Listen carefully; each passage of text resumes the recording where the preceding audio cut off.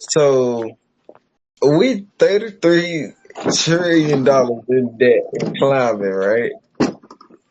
And we're gonna put $17 trillion into Bitcoin.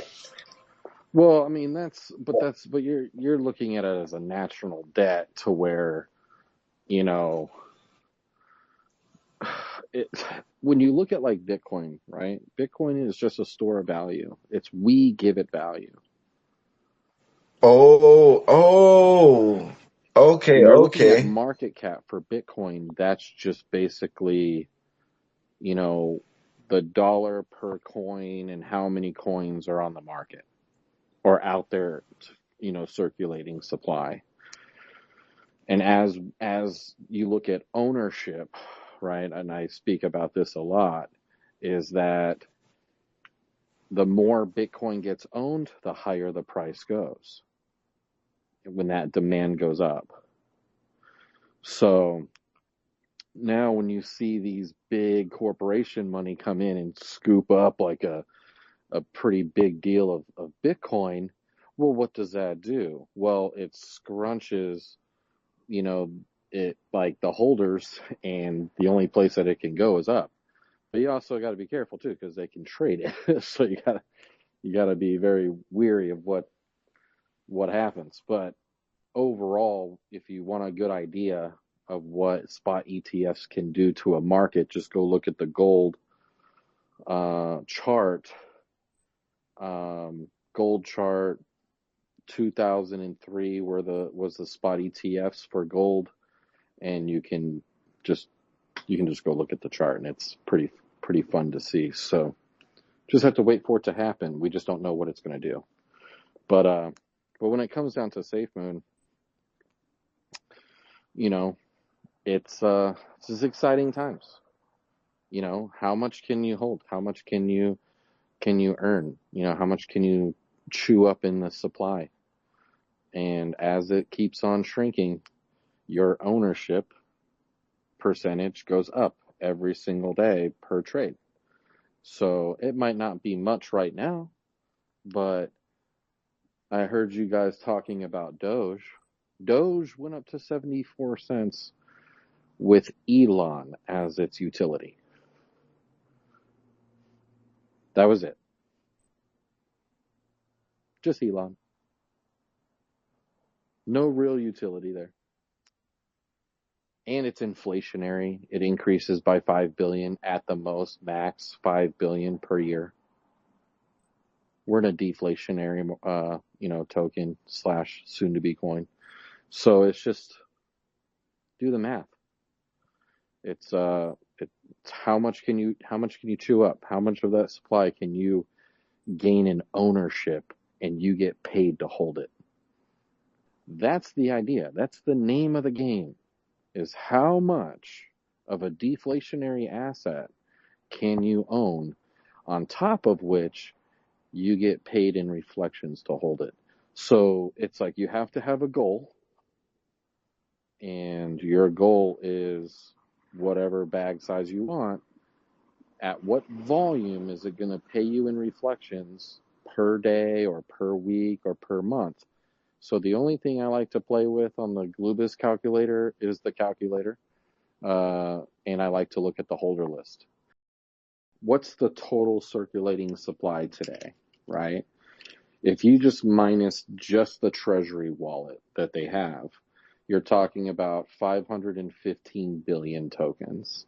So we're almost at 50% of the tokens gone if you minus the treasury. So if you minus that out and you hit the 50% mark, well, once you go past that mark, it turns into a scarcity, because now you're at 50% of the supply that you originally started with. And now it's going to decrease even more. So a lot of people ask why did the burn slow down? Well, we went to a static burn. It wasn't the burn wallet. If you remember, in the very early days, was getting burned per transaction, but it was also gaining reflections because it was a holder. So what they did is basically they took out the holder position that the burn wallet had, and now it just gains the static burn per transaction.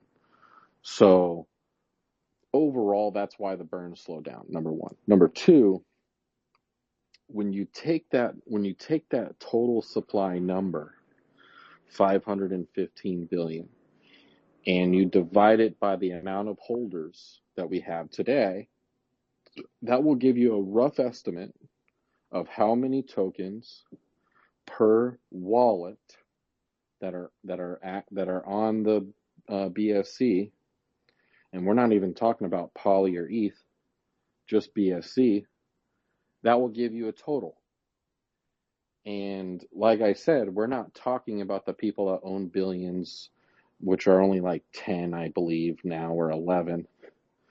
And then you have a couple that, are still in the 100 million range and stuff. But if you divide that, it's going to be like 700 and something thousand tokens per wallet that are currently there. So if you're above 700,000 tokens, then you're in the clear, you're in the good. That means like you're doing pretty well. But like I said, it really comes down to what your personal goal is. But now let's take it even a step further. If we look back and we saw what SafeMoon did from when it was on V1, we had 2.5 million wallets. 2.5 million wallets. So if you take that, 515 billion, and you divide it by 2.5 million, well, shit, now that number changes drastically. It goes way down to where it's like 320,000 tokens per wallet, or something like, maybe even less, 250,000 per wallet. So it's like, that's the number, that's the kicker. Because if I own a great percentage of it that I never want to sell, and just whatever I get with my reflections, I'll sell off later on, at least I keep that ownership of that percentage. And that's what I want to hold on to, is that percentage. I want to keep my bag size at that amount at all times. As early holders, that's what you want to do. So when the exchange comes out, blockchain comes out, how many users can potentially come into the SafeMoon exchange in the SafeMoon ecosystem, depending on where they launch, right? If they launch in the EU and the UK first, well, we already know there's 450 million people within those countries.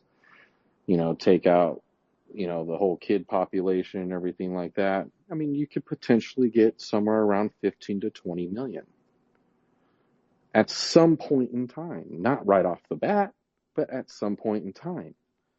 So you really have to start looking at it as users. How many users are going to be coming to the platform over time?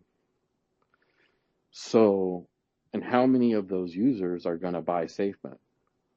Well, me and Tony were talking about this earlier today, actually.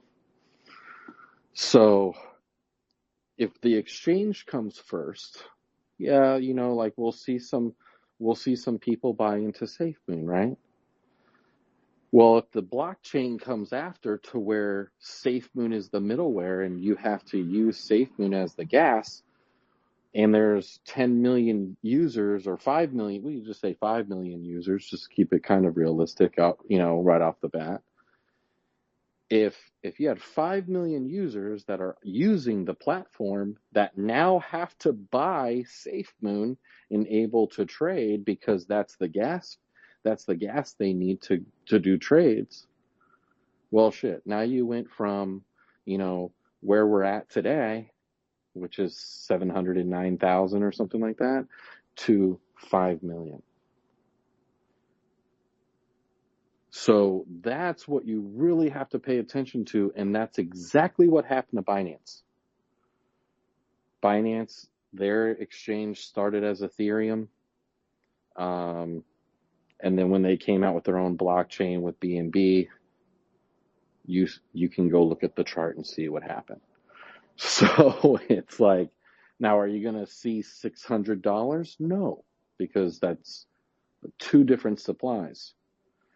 But it's like overall, if you have a market share and and basically they keep it a deflationary aspect and you keep getting reflections off of it, well, there you go. You'll see. We just have to imagine where it can go over the course of time.